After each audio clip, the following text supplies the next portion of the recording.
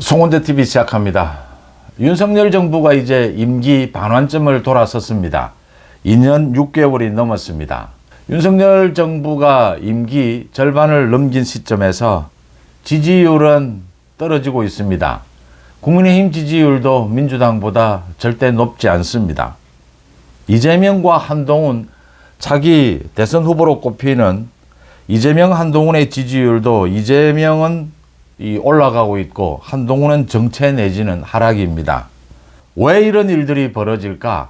이재명에 대해서 분명한 사법 리스크 다음 달에 이제 다가오고 있는데 어떻게 해서 이재명은 민주당을 완전히 자기 개인당으로 만들고 지지율도 올라가고 있고 이재명에 대해서 윤석열 대통령, 한동훈 대표 이 분명하게 법치를 세우고 있는데도 지지율은 올라가지 않을까? 지지율이 정체되고 있을까?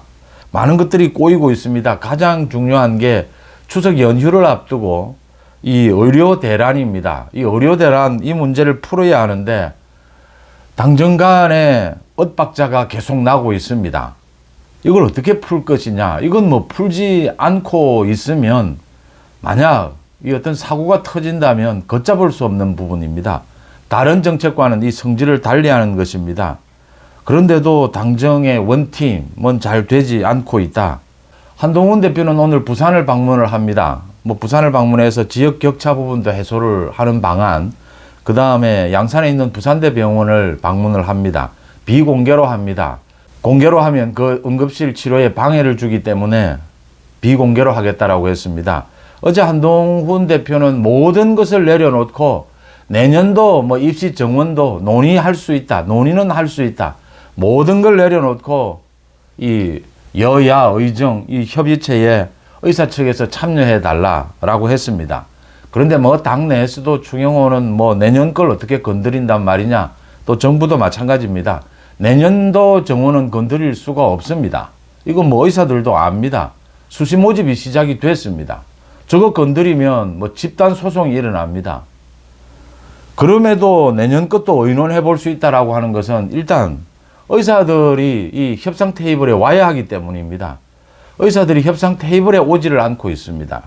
이런 상황에서 정부에서는 이때까지 뭐 했나 싶을 정도로 앞으로 의대에 5조 원을 지원하겠다. 이 응급실의 경우에는 의료 수가를 지금 올려주겠다. 당장 추석 때. 이 의사들의 불만의 가장 기본적인 것은 이 의대 정원이 아닙니다. 가장 기본적인 것은 의료 수가입니다. 국민들 대부분이 알고 있지 않습니까? 우리 대한민국의 지금 의료 체계, 이 건강보험 체계가 전 세계적으로 최고 수준이다라고 하는 것은 이 상당 부분 의료 수가에 있습니다. 의사들에 대해서 의료보험, 이 전 국민 의료보험을 하면서 의사들에게 의료 수가 이건 잡아놓은 거죠. 그게 기본적으로 의사들의 불만입니다. 의료 수가를 더 올려야 한다. 이걸 더 올려주면 보험료를 높일 수 없으니까 다 정부 예산으로 메꿔야 합니다. 이제 이런 기본적인 모든 불만들이 다 터져 나오고 있다. 의사들도 지금 집단별로 나뉘어 있고 정부가 또 여당에서 이렇게까지 하는데 의사들이 돌아오지 않고 있다. 의사들 탓을 할 수 있습니다. 의사들 탓입니다. 그런데 이를 이렇게까지 만들어 놓은 의사 집단은 언제나 이런 태도를 보입니다. 내부에서도 분열이 되어 있고 또 의사 집단 스스로 많은 불만들을 이 한꺼번에 터뜨리는 이런 행태를 보입니다. 그런 의사 집단에 대해서 의료개혁을 추진해 가려면 좀 더 정밀한 개혁 방안을 만들었어야 하는데 지금 뭘 하고 있는지를 다 퍼주고 있습니다. 지금 의대 거기에 지원을 5조 원을 지금 할 것이었으면 그럼 앞으로 각종 지원 다 터져 나올 겁니다. 그러면 도대체 무슨 의료개혁을 하겠다라는 것인지를 이해하기 힘들다라는 소리가 나올 수밖에 없는 거죠. 그러면 진즉에 이 의료 수가를 올려주면 의사들 이런 식으로 불만 터뜨리지 않습니다. 결국 의사들 자기 수입 올려달라는 이야기 아닙니까? 참 이런 부분들이 있고요. 이런 엇박자들이 계속 나오고 있고 제가 보기에는 이 문제를 풀 수 있는 사람은 현재로는 한동훈 대표밖에 없어요. 한동훈 대표로 힘을 몰아줘야 합니다. 자꾸 엇박자를 내면 이 문제 못 풉니다. 이 의사 집단 중에 한두 집단이라도 전공이나 한두 집단이라도 협상장으로 불러내야 합니다. 그래야 일단 국민들을 안심시켜 갈 수가 있습니다. 정부도 뭐 다급해지니까 각종 지원책을 내놓는데 그런 지원책도 이제 좀 전략적으로 낼 필요가 있다고 하는 것이고요. 반면에 이재명은 일단 사법 리스크를 제외하고는 이재명은 확실하게 민주당을 개인당으로 만들고 대선 주자, 대선 후보로서 뭐 어떤 경우에도 이 사법 리스크를 제외하고는 어떤 경우에도 이재명 확실한 대선 후보입니다. 어제는 이제 섀도우 캐비닛이라고 합니다. 그림자 내각이라고 하죠. 자기가 집권하게 되면, 자기 당이 집권하게 되면 이 어떤 내각 구성을 하겠다라는 이 인물들을 확충하겠다. 이걸 보여줌으로 해서 이제 국민들에게 안정감을 좀 심어주는 것이죠. 지금 2년 6개월이나 남아있는데 이재명이 어제 섀도우 캐비닛을 구성해야 한다. 벌써 대선에 가 있는 겁니다. 이재명은. 이 장관이 될 인물들을, 후보들을 모두 영입을 해서 이걸 발표를 할지도 모릅니다. 이재명이 노리는 것은 뭐 어떤 경우에도 민주당의 대선 후보는 이재명이다. 이제 문재인까지를 완전히 이재명이 굴복을 시킨 셈입니다. 소위 친문은 의미가 없습니다. 김동연 혼자 지금 이재명에게 이재명 사법 리스크 이유를 노리고 이재명에게 각을 세우고 있는 겁니다. 문재인은 두 가지 점에서 완전히 이재명에게 굴복된 겁니다. 친문을 일단 총선에서 완전히 정리해버렸습니다. 거기에다가 문재인 사법 리스크가 터졌습니다. 가장 핵심은 이상직입니다. 문재인의 가장 이 아킬레스건은 이상직이 될 것이다 라는 건 오래전부터 민주당 내에서 나온 이야기였습니다. 이상직과의 문재인 이 검은 커넥션, 이 부분이 어디까지 드러나게 될 것이냐, 문다의 수사로 인해서 이 부분이 굉장히 깊숙이 관계가 되어 있을 것이다. 이상직을 잘 알지도 못하고 이상직과 같은 저런 사업가 출신을 별로 좋아하지 않는 문재인이 왜 그렇게 이상직을 챙기고 이상직의 사업에 뭐 뒷배를 봐주고 이상직을 중진공 이사장에 임명을 하고 그 다음 민주당 공천을 주는데 이상직은 그 전주 지역에서는 불사조로 꼽힙니다. 절대로 살아날 수 없는데 민주당 공천을 받을 수 없는데 공천을 받습니다. 여기에 문재인이 얼마만큼 개입을 해 있고 이상직은 지금 이 600억의 횡령, 배임으로 감옥에 있습니다. 그런데 300억 정도 더 지금 횡령 배임에 걸려서 또 재판을 받고 있습니다. 거기에다 지금 문재인의 뇌물 혐의입니다. 이 혐의도 걸려 있는 것이죠. 이상직이 문재인에게 노리는 것은 전직 대통령으로서 이재명과 민주당을 중심으로 해서 다음 대통령 선거에서 아마 민주당이 집권을 하게 되면 이상직은 살아날 수 있을 것이다. 이 믿음을 주지 못하면 이상직은 문재인에 대해서 다 까발릴 겁니다.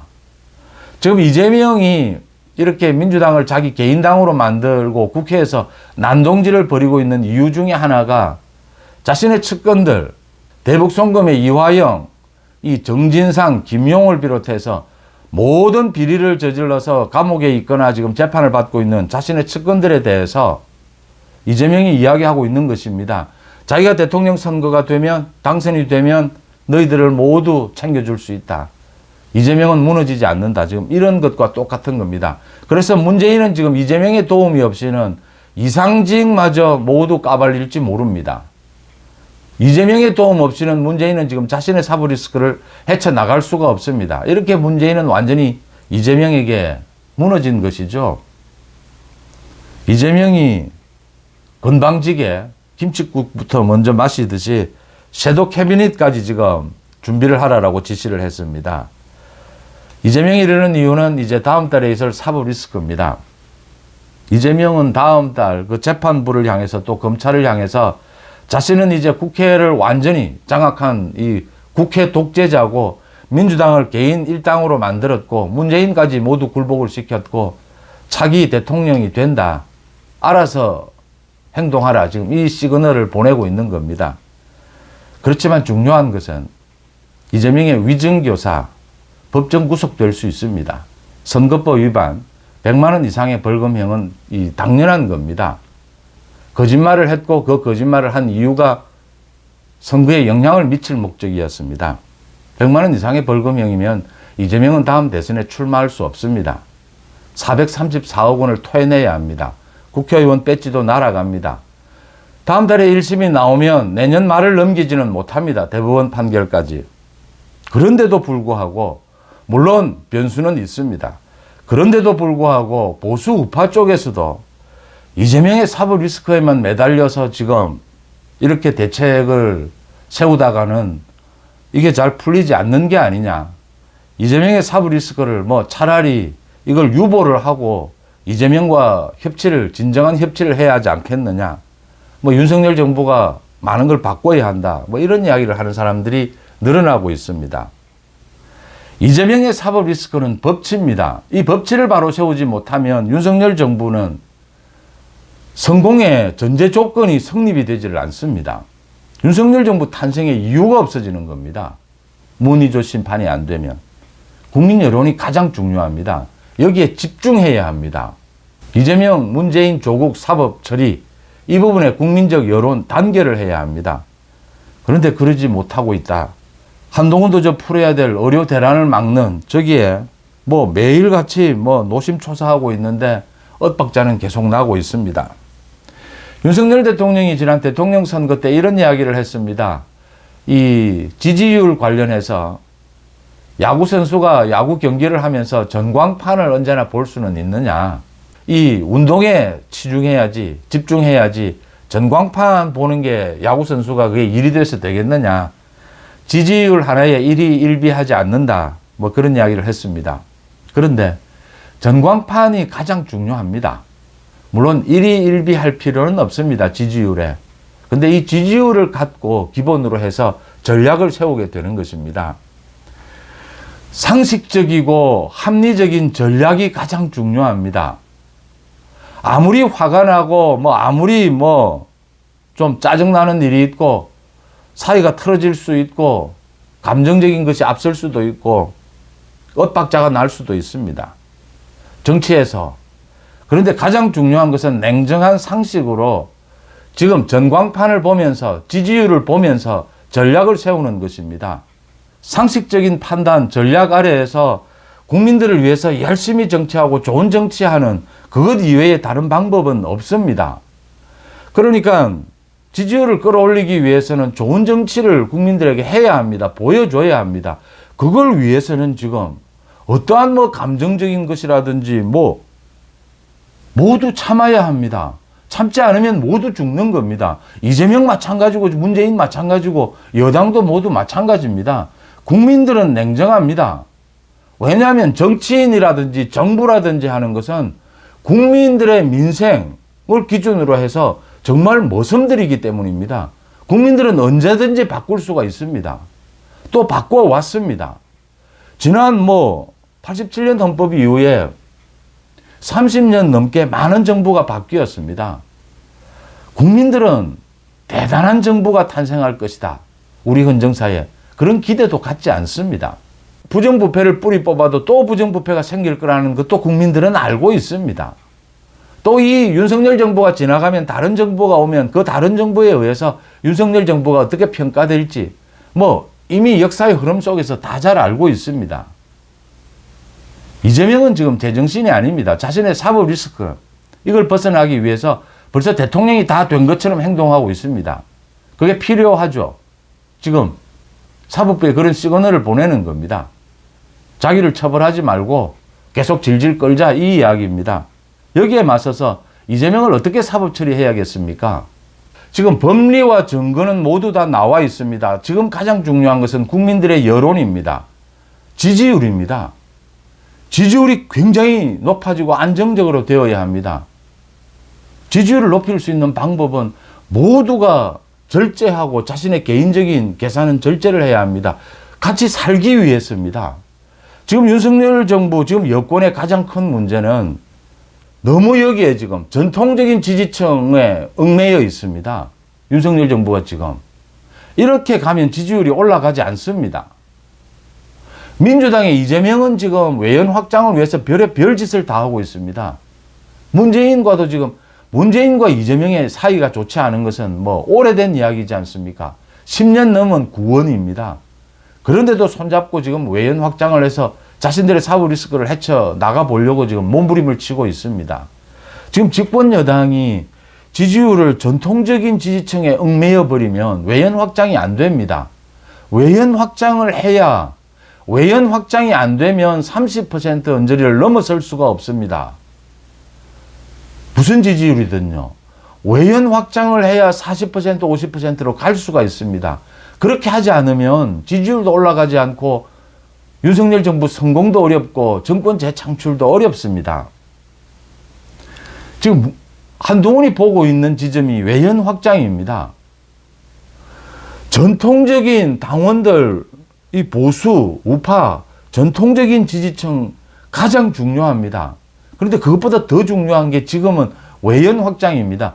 외연 확장이 돼서 지지율이 올라가지 않으면, 전광판에 지금 앞서가지 않으면 이재명 처벌하기가 쉽지 않습니다. 확신을 가져야 합니다. 이재명 사법 리스크가 분명하게 처벌할 수 있다는 확신을 갖고 여론이 모아져야 합니다.